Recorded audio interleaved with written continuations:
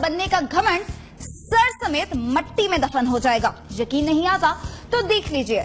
हतफ, नसर, अब्दाली, शाहीन, गजनवी, गौरी और अबाबील ये नाम नहीं भारत की तबाही का सामान है।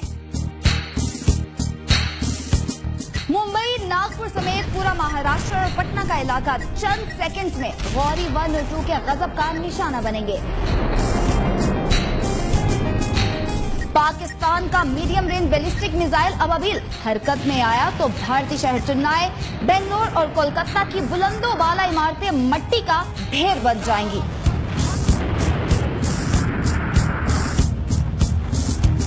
भारत के जुनूब में आखिरी शहर कन्याकुमारी को पाकिस्तान का शाहीन 2 मिसाइल राख का ढेर बना सकता है।